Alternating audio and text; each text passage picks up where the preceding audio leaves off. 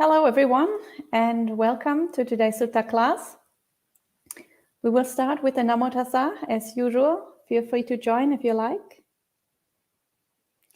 Namo Tassa Bhagavato Arahato Samma Sambuddhassa.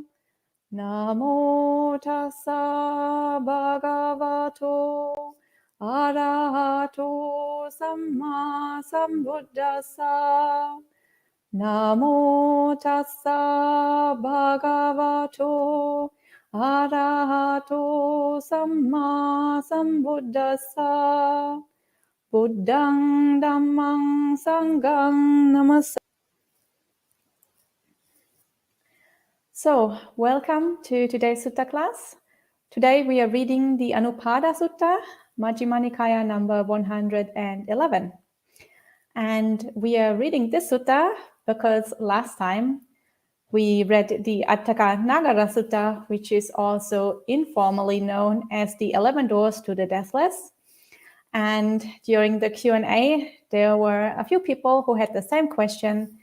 And that question was, how come that there are only 11 doors to the deathless? How come there are not 12 or 13? And how come that the two highest samadhi attainments, the base of neither perception nor non-perception and the cessation attainment, are not included in that list of 11 doors to the deathless? So if you remember the sutta we read last time, there are 11 doors which enable somebody to develop the wisdom and to make the breakthrough to final knowledge and to arahantship. And those 11 doors were the first four jhanas, and also the four Brahma Viharas, and also the first three of the immaterial attainments. So the base of infinite space, the base of infinite consciousness, and the base of nothingness. However, the base of neither perception nor non-perception and the cessation attainment were not included in those 11 doors to the deathless. And people were wondering why that is.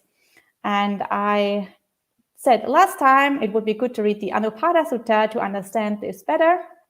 And so I thought we could do that today and read the Anupada Sutta together.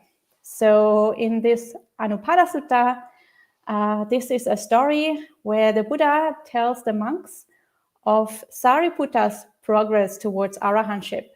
So I guess we all know Sariputta. Sariputta is one of the Buddha's chief disciples. He is the male chief disciple that is foremost in wisdom.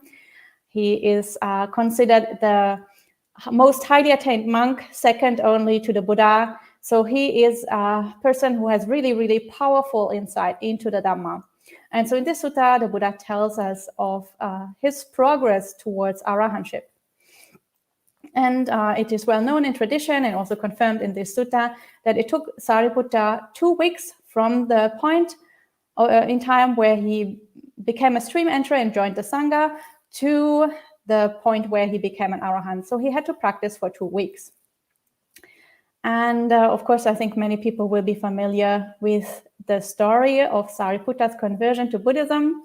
Sariputta and Mahamoggallana, those two chief disciples together, they were old friends. They were friends from childhood, and they grew up together, and then they went forth together and became renunciants, and they were looking for a way to end suffering and a way to get out of this wheel of samsara and this wheel of rebirth. And because they didn't encounter the Buddha straight away, they became practitioners with another teacher, a non-Buddhist teacher, but it became very clear to them that this teaching didn't lead them to the final goal, to what they were looking for. And it was not a way to end suffering and to get out of samsara. But they didn't have an alternative. So they were just staying with that teacher and practicing with that community and just trying to find some other kind of teacher or some other kind of way to properly practice. And so one day, Sariputta was on alms round, and Sariputta encountered a Buddhist monk, and the monk's name was Assaji. And Assaji was one of the first 5 disciples of the Buddha, the 5 monks that the Buddha taught first after his enlightenment, who became the first arahants and who formed the earliest Sangha. And Of those 5 monks, one of them was called Asaji, and he was the one that Sariputta encountered on his alms round. And because it was on alms round and it wasn't suitable to give a proper teaching, Asaji just gave him a very, very brief stanza, only 4 lines, that were talking about dependent origination. But because Sariputta was the one who is foremost in wisdom, he had a very strong wisdom faculty already. And he was able to become a stream enterer only from hearing this 4-line stanza. And he was so overjoyed, and he immediately knew that now he had found his teacher and also the proper teaching. And he went back to Moggallana and he told his friend, and his friend, when he heard this same stanza, he also became a stream enterer. And then both of them joined the Buddhist Sangha. And the story goes that it was actually Moggallana who became an Arahant first. So Moggallana only had to practice for 7 days to become an Arahant. And Sariputta, who actually is the one foremost in wisdom and who should have been wise enough to become an Arahant much quicker, he actually took 14 days to become an Arahant. And it is said that the reason for that is because he investigated everything so thoroughly. He really wanted to understand every single detail. Because he is the one who is foremost in wisdom, he has to have a very, very wide-ranging knowledge of all the Dhamma principles. And for that reason, because he was investigating so much more than was actually necessary for his progress, for him to gain this very broad understanding, for that reason, his progress was a little bit slower. So 2 weeks still is quite amazing, I think. 2 weeks to become an Arahant. I think we all would like to do that. But still, it took him longer because he was developing his wisdom faculties to such a high degree. So, and in this sutta, the Buddha is teaching how Sariputta did this. And I think this would explain a little bit more about the 11 doors of the Deathless also. So let's get started with the sutta. I will be reading from Bhante Sujato's translation. There is a link in the live chat if you want to read along. So the sutta begins. So I have heard. At one time, the Buddha was staying near Savatthi in Jeta's Grove, Anathapindika's monastery. There, the Buddha addressed the mendicants. Mendicants. Venerable Sir, they replied. The Buddha said this. Sariputta is astute, mendicants. He has great wisdom, widespread wisdom, laughing wisdom, swift wisdom, sharp wisdom, and penetrating wisdom. For a fortnight, he practiced discernment of phenomena one by one. And this is how he did it. So, as I mentioned, this sutta is about Sariputta's practice. The Buddha is praising Sariputta as being so extremely wise, obviously, since he is the one foremost in wisdom. And his wisdom is great, widespread, swift, sharp, and so on, has many different qualities. One of them is joyous wisdom or laughing wisdom. I think Bhikkhu Bodhi translates as joyous wisdom. So we see wisdom isn't just dry and boring and kind of, tough. But wisdom can also be very enjoyable. That process of insight can be very, very pleasurable and very enjoyable to the mind. Gaining knowledge, overcoming delusion, this is inherently a very satisfying process and a very satisfying kind of practice. And then the Buddha says for a fortnight, so for 2 weeks, he practiced this kind of insight practice. And now the Buddha describes how that works. So the Buddha says, quite secluded from sensual pleasures, secluded from unskillful qualities, he entered and remained in the first absorption, which has the rapture and bliss born of seclusion, while placing the mind and keeping it connected. So these are, of course, the general standard jhana factors and the standard description of the first jhana, the first absorption. And the Buddha continues, and he distinguished the phenomena in the first absorption one by one, placing and keeping, and rapture and bliss and unification of mind. Contact, feeling, perception, intention, mind, enthusiasm, decision, energy, mindfulness, equanimity, and attention. He knew those phenomena as they arose, as they remained, and as they went away. He understood So it seems that these phenomena, not having been, come to be, and having come to be, they flit away. And he meditated without attraction or repulsion for those phenomena, independent, untied, liberated, detached, his mind free of limits. He understood there is an escape beyond.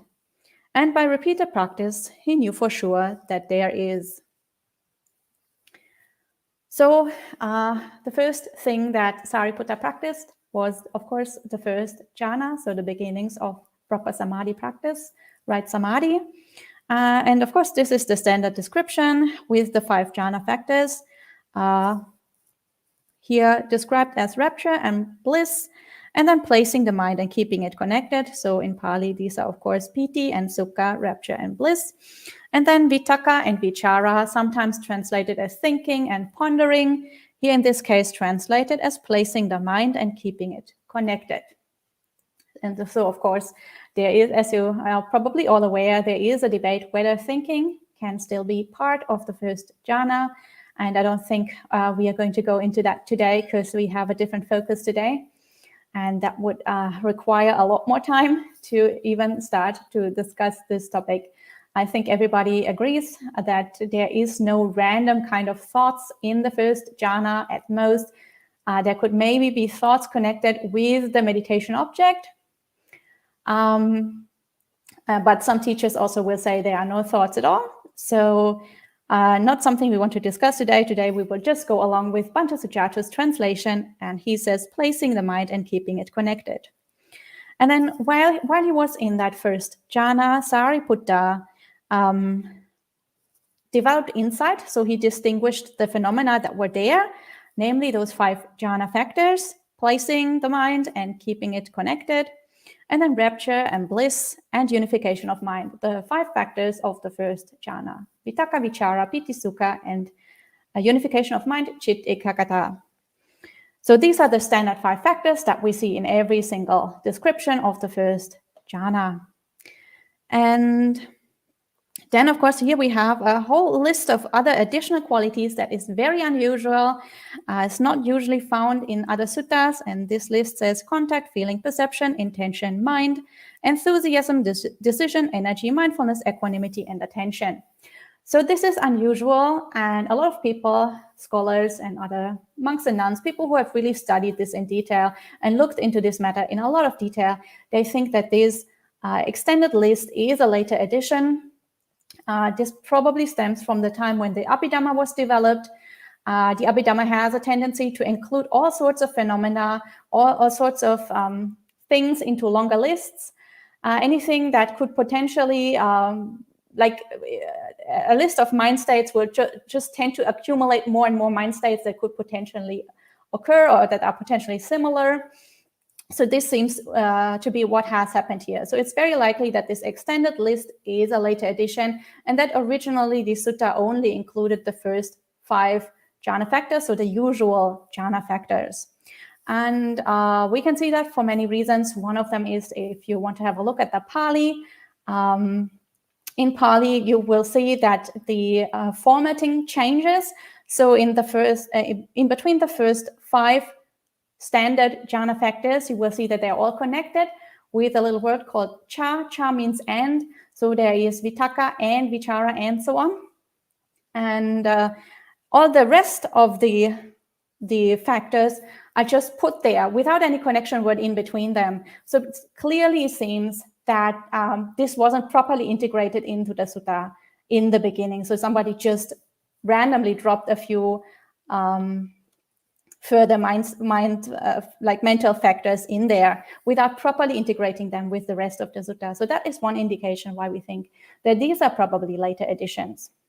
And we will see that in all of the following states that Sariputta goes through. So I'm not going to explain this each and every single time.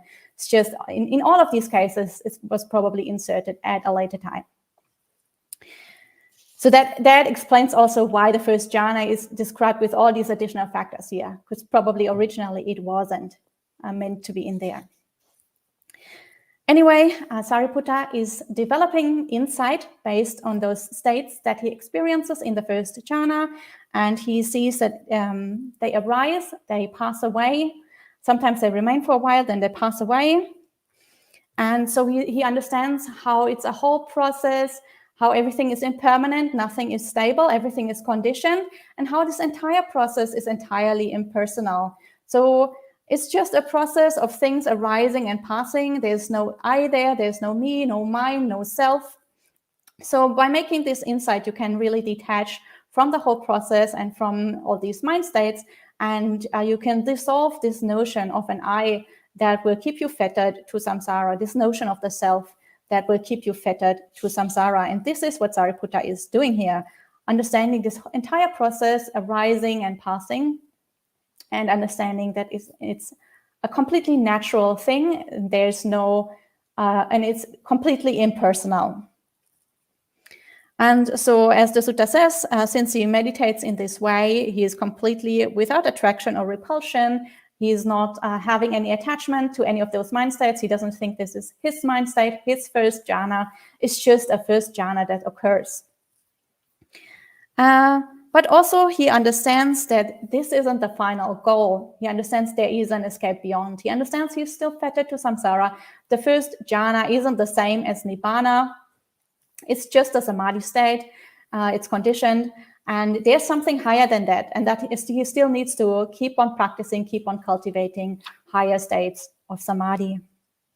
So, and since he understands there is an escape beyond, he keeps on cultivating the first jhana and he keeps on investigating those mind states. And then he's able to enter one of the higher jhanas.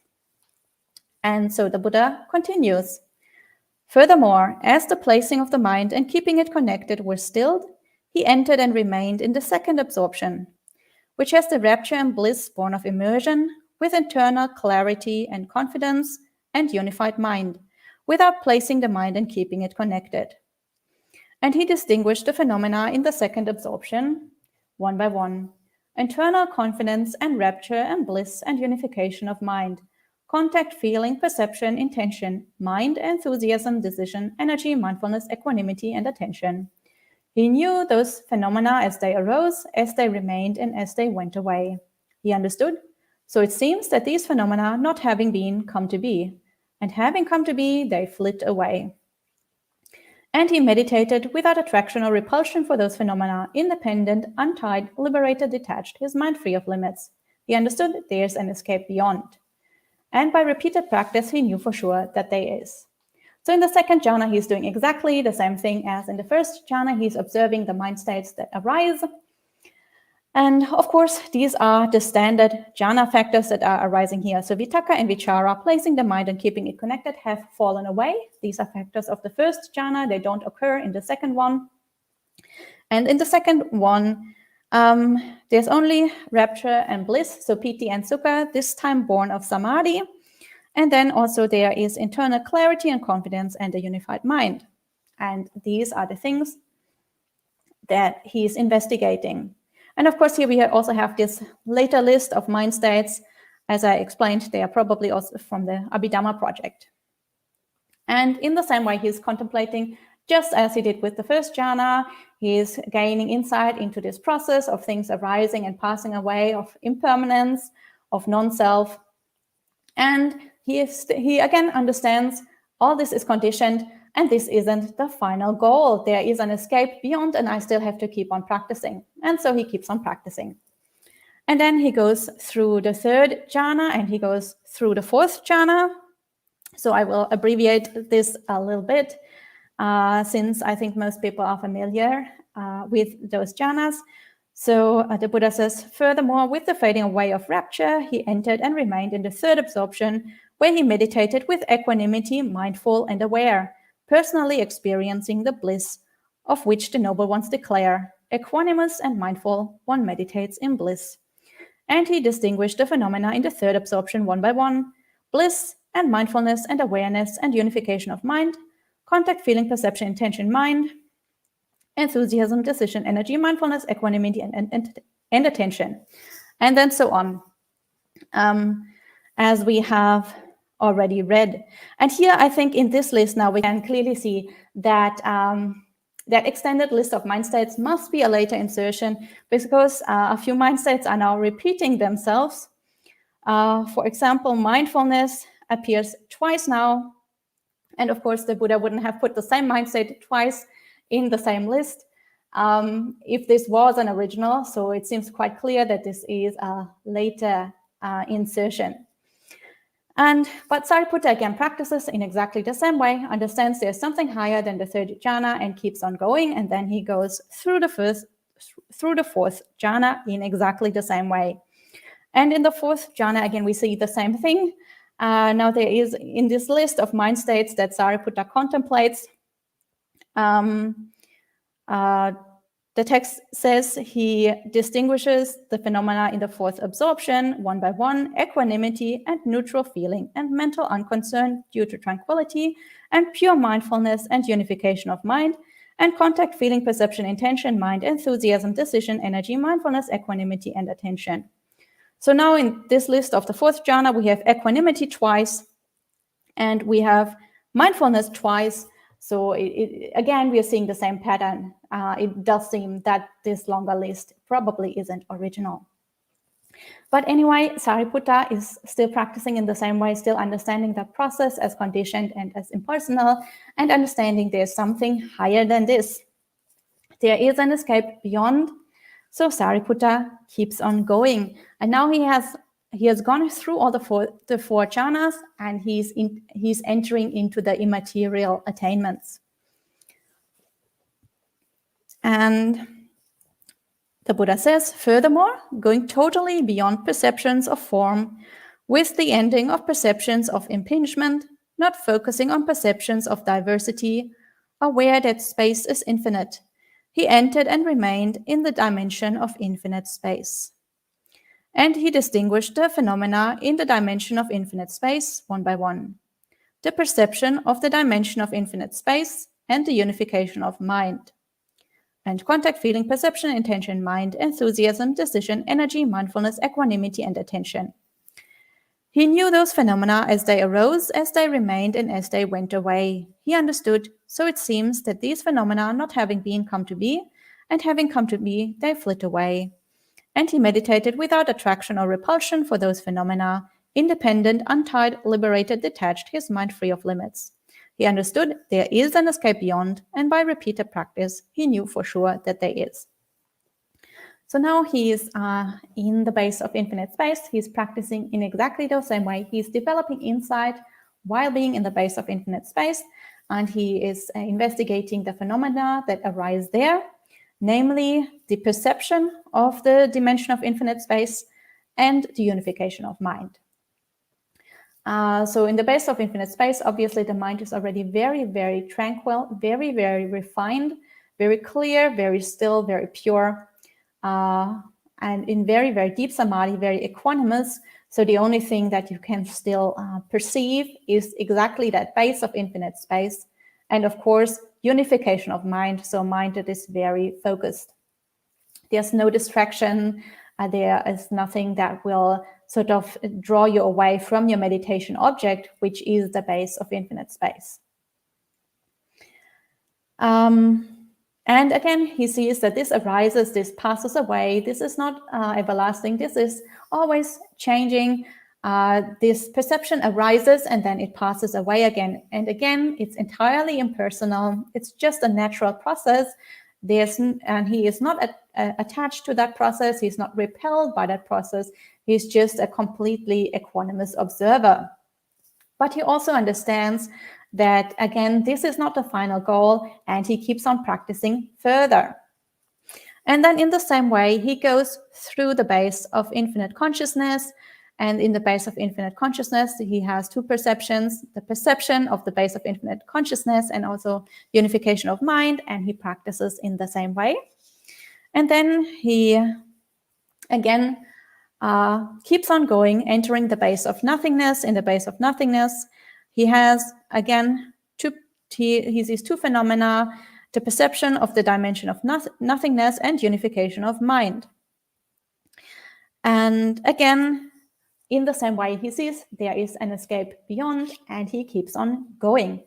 So up until now, we have seen that he goes through exactly the same process each and every single time, through the first four jhanas and also through the first 3 immaterial attainments. And now he comes to the 4th and last immaterial attainment. And this time things are a little bit different. So the Buddha says, furthermore, going totally beyond the dimension of nothingness, he entered and remained in the dimension of neither perception nor non-perception. And he emerged from that attainment with mindfulness. Then he contemplated the phenomena in that attainment that had passed, ceased, and perished.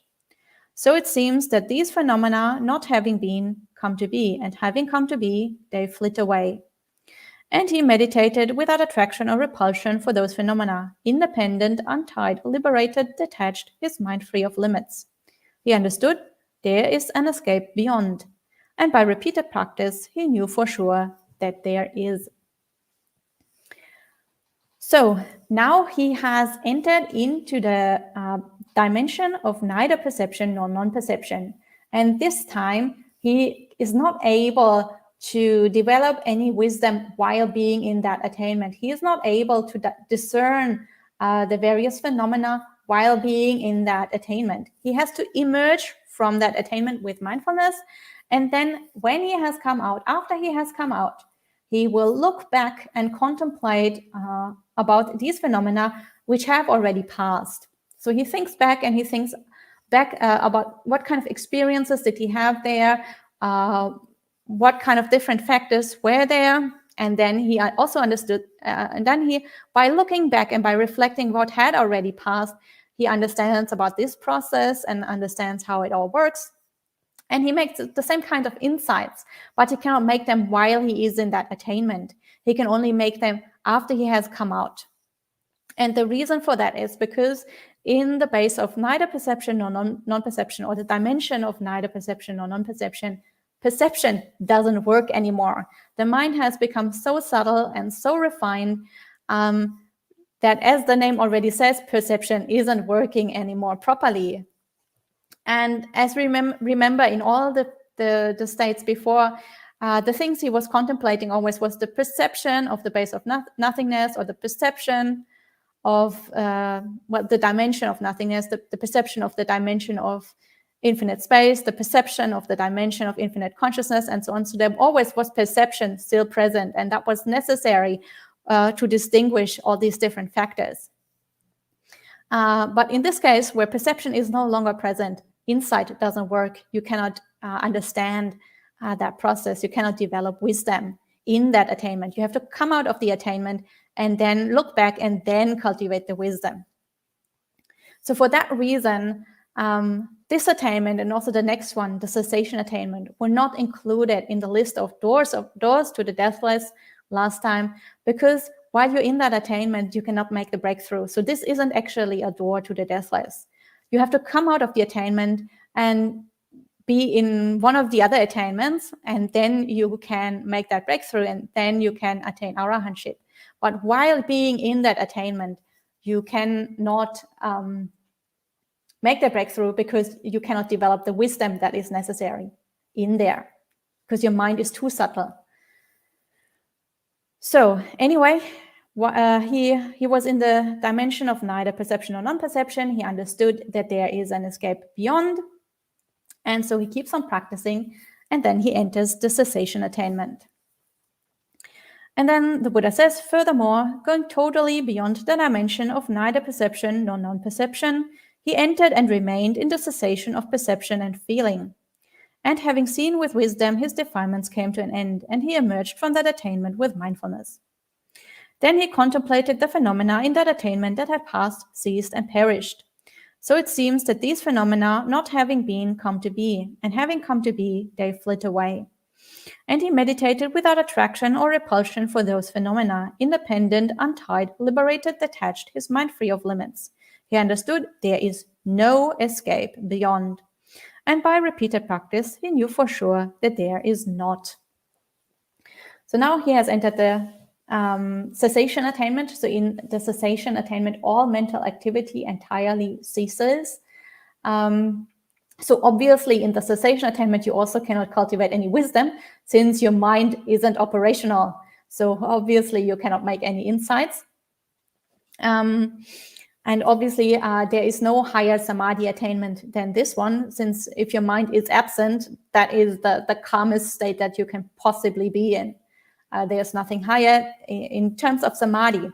But also, this is an attainment that is only accessible to non-returners and to arahants. And so once you're in there and you come out again, then you will be liberated. And you will be able to attain arahantship, because that is such a powerful experience of how everything is conditioned and how there really, really isn't a self or an I or anything that is stable and permanent, because you just switched off your entire mind. So it's obvious that there's nothing permanent there. So you cannot not make the insight there. It's basically you're forced to make that final insight. Because you just switched off your entire mind.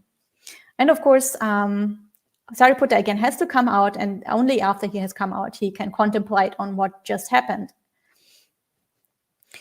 And again, he sees how the process is conditioned, how it's impersonal, and he is entirely detached at this point. And of course, then he will he becomes an arahant, as the text here says. His defilements come to an end, so that means he is an arahant at this point. And of course, he understands now he is an arahant. There is no escape beyond. So there's nothing higher than this. He is fully liberated. He has overcome all suffering. He has made an end to this round of rebirth. And of course, he knew for sure that there is no higher escape than this. So he has reached the highest possible development of the mind, both in samadhi and in wisdom. So, and of course, this last attainment, cessation attainment, also is not a door to the deathless, because while you're in the cessation attainment, as I explained, you cannot make the wisdom. You cannot develop the wisdom. You cannot make that insight. So you have to come out and then make that insight, and then you can break through to arahantship. So it's not a door to the deathless, even though it's basically a basis for making the breakthrough. But while you're in it, you cannot make the breakthrough. So that is why it doesn't count as a door to the deathless. So, and then the Buddha finishes this sutta by saying, "And if there is anyone of whom it may be rightly said that they have attained mastery and perfection in noble ethics, immersion, wisdom, and freedom, it's Sariputta. And if there's anyone of whom it may be rightly said that they are the Buddha's true-born child, born from his mouth, born of the teaching, created by the teaching, heir to the teaching, not the heir in material things, it's Sariputta. Sariputta rightly keeps rolling the supreme wheel of Dhamma that was rolled forth by the realized one." So the Buddha finishes this sutta with some praises of Sariputta. So Sariputta, obviously, Buddha says he has attained mastery and perfection. And of course, he has to say that because Sariputta is, as I mentioned, he is the most outstanding disciple of the Buddha, second only to the Buddha himself. He has very vast wisdom and insights, and he's often called the general of the Dhamma, since he is basically second only to the Buddha. And so, of course, he has mastery and perfection of sila, samadhi, and panya, so ethics, immersion, and wisdom, and also freedom or liberation of mind. And then the Buddha, calls him his true-born child, born from his mouth, born of the teaching, created by the teaching. So somebody who really embodies this teaching, and who has really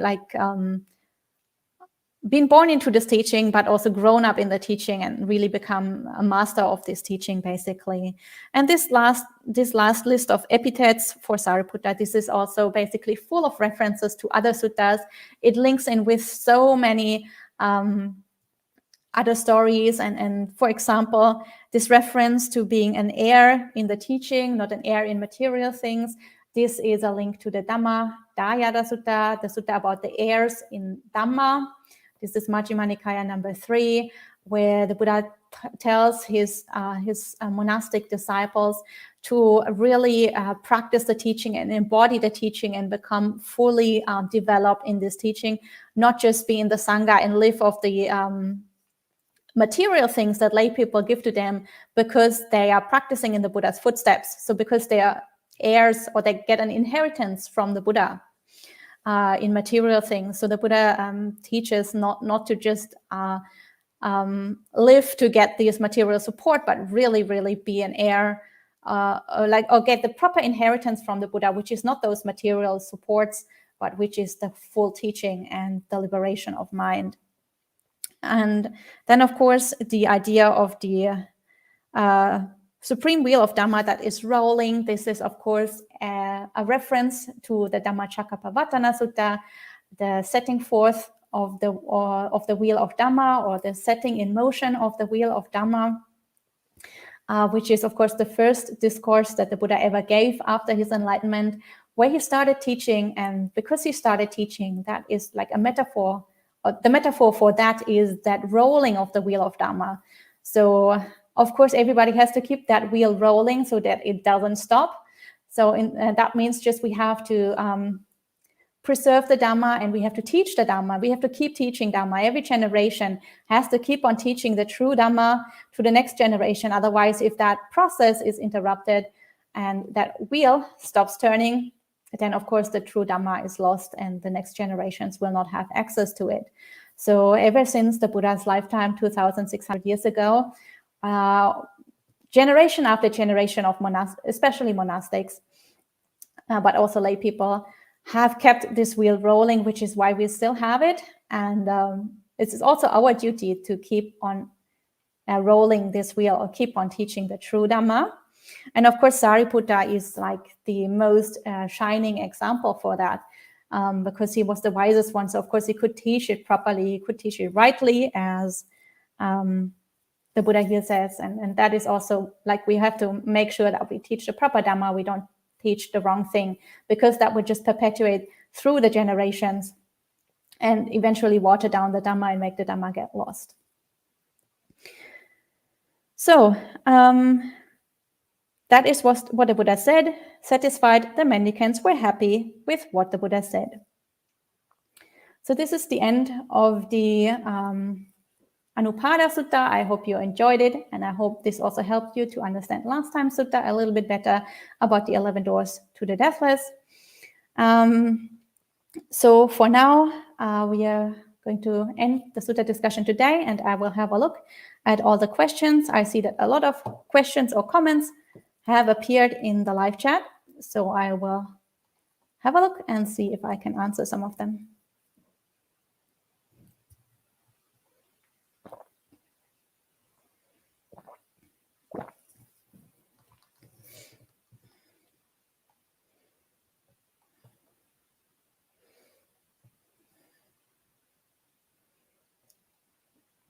So Tongvat says that their goal is to learn, but he or she or they don't speak English.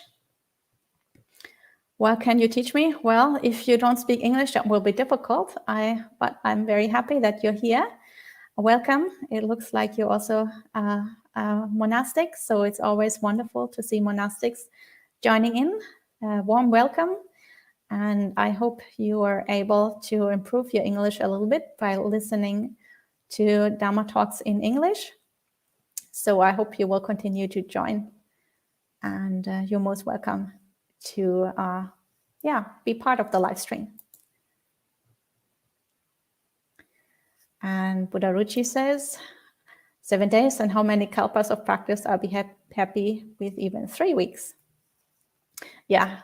Of course, I think that refers to Sariputta making progress in 2 weeks and Moggallana in 1 week. So yeah, of course, these are things to aspire to. If we don't make it in this life, then maybe we can practice to the point that our wisdom is so ripe that in the next life we can do it in 2 weeks. Something to aspire to. And Tongvat asks, which country do you live? I live in Germany.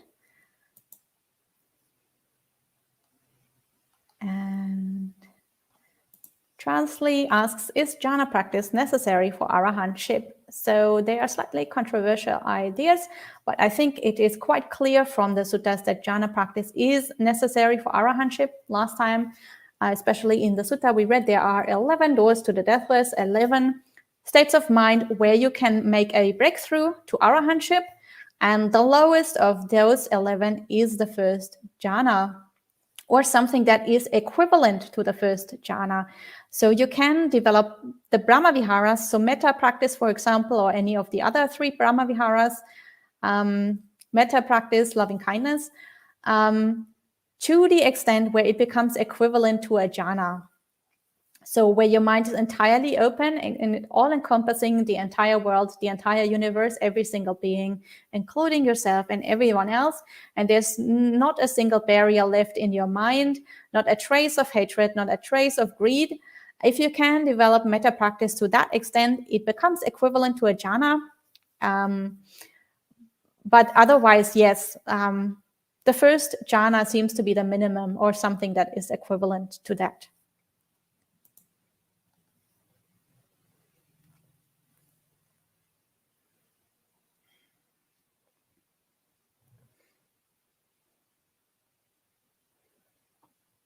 And Buddha Rushi says, what an extraordinary sutta that I never read before. The sutta also alludes to Mahayana and Vajrayana practice, loving wisdom, true son of the Buddha, and so on. Also, the idea that we enter a samadhi in which we are lost in such a way that we have to come out of it to make a breakthrough. This helps me to understand some studies of mine long ago. Yeah, I think this sutta is really not taught that often in sutta classes, and that's a pity because it's very, very interesting. And especially, I think the process of insight here is described in a very, very interesting way, especially because Sariputta seems to make insight while he is in those jhanas and while he is in those higher mind states, except for, of course, the last 2, which I have explained why he has to come out. And that is very interesting, and it's also different from how many people understand jhana practice nowadays. So I feel like this is a really, really fascinating sutta, and yeah, I'm glad that we had a look at it, and I think it just meshes so well with many other suttas.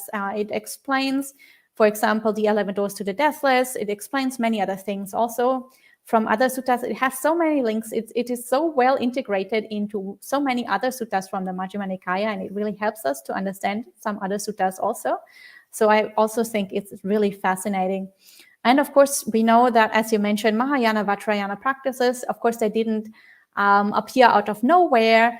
They were also reactions to developments in Buddhism at their time when they started developing. So there are many reasons why Mahayana and Vajrayana practices developed. And of course, they also based themselves in the early suttas. So they're not totally different from the early suttas. And of course, in the early suttas, sometimes we can find a few of these things that became much more prominent in later Mahayana texts and Vajrayana texts. As you mentioned, a few of these things, laughing wisdom, for example.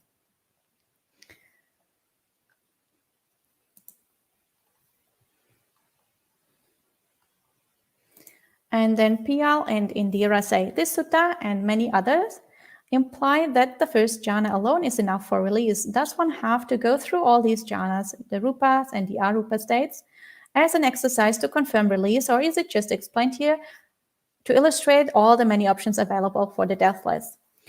So in the sutta we read last time, which was the 11 doors to the deathless, Ananda was just trying to show all the various options that are there. So there are 11 doors, and you can walk through any of these doors to get to arahantship. In this particular sutta that we read today, it describes the process of Sariputta. And Sariputta was a chief disciple, and he was the one foremost in wisdom. So obviously, if you're foremost in wisdom, you need to have a first-hand understanding of all the various different mind states that can be attained through practice. Otherwise, you obviously your wisdom isn't developed if you don't have all these different experiences. So for somebody who is a chief disciple, especially the one foremost in wisdom, you have to go through all these states.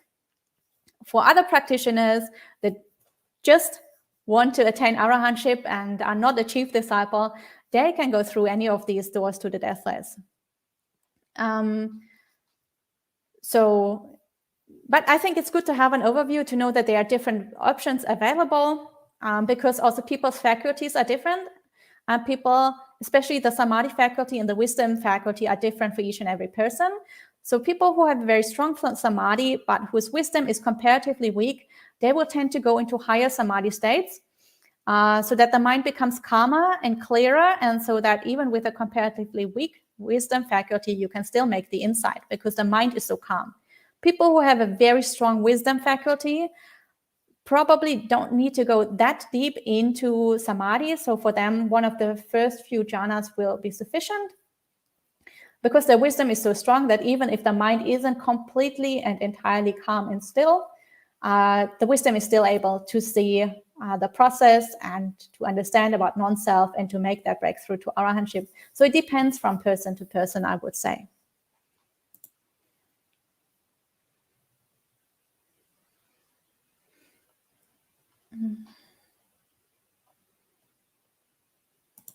Buddha Ruchi says, perhaps the Vietnamese venerable speaks German. That would, of course, be wonderful. I didn't even think of that.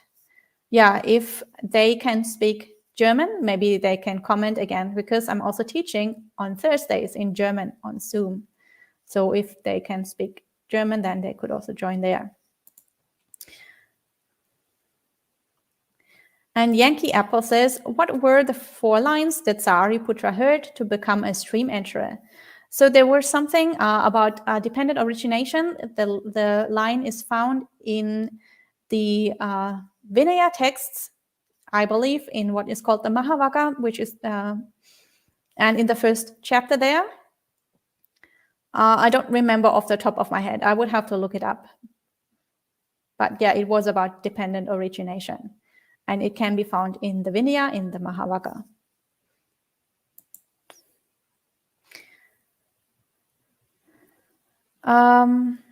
And Claudia says, is cessation seen as a 9th jhana? So technically, jhana, the word jhana in the suttas is only used for the first 4 jhanas. So for the so-called rupa jhanas in the rupa realm, after the rupa realm, there is the arupa realm, so the immaterial realm. And in the immaterial realm, the attainments there we call the immaterial attainments. So from the base of infinite space to the base of neither perception nor non-perception, these are called the immaterial attainments. They shouldn't technically be called immaterial jhanas, although some people do that. That's not how the early suttas describe it, but because many people nowadays do, so it's just people usually know what you're talking about. It's just not really exact. And then the cessation attainment technically also shouldn't be called a jhana, but if you call it the 9th jhana, then people know what you're talking about. It's just not the proper word to use, I guess. And Buddha Ruchi typed half a question, so maybe they can clarify what they meant. And Sunya Anagarika, hi Anagarika Sunya, nice to see you. She asks, do we know what door Moggallana used? So we don't really know, but we know that Moggallana had extremely powerful samadhi because he was the one foremost in psychic powers, and psychic powers depend on samadhi. So we definitely know that Moggallana had all the all the samadhi attainments, including up to cessation attainment. But as we know, a cessation attainment is not a door to the deathless, and neither perception or non-perception also isn't a door. So he could have used any of the other doors. We don't really know, not sure. I don't believe there's any sutta that really describes Moggallana's process or progress in the same way as this one for Sariputta. We only have one sutta where we know that Moggallana was struggling a lot with sloth and torpor as a hindrance, and that he was very, very sleepy, and that the Buddha appeared to him with psychic powers and sort of taught him various methods to overcome sleepiness in meditation. So that was the last question. Buddha Ruchi so far has not clarified the question. They said, I wonder if there might be, and then nothing more. So maybe they can still clarify that. In the meantime, I would just remind everyone that for next week, for those of you who are in the US, the US will change to daylight savings time next weekend. So for those of you who are in the US, the live stream next week will be at the usual time. For everyone else, the live stream will be 1 hour earlier. So if you're in Europe, for example, the live stream will be 1 hour early. So for those of you who are in Europe and who now have the live stream at 2 p.m., the live stream will be at 1 p.m. next week because America changes to daylight savings time.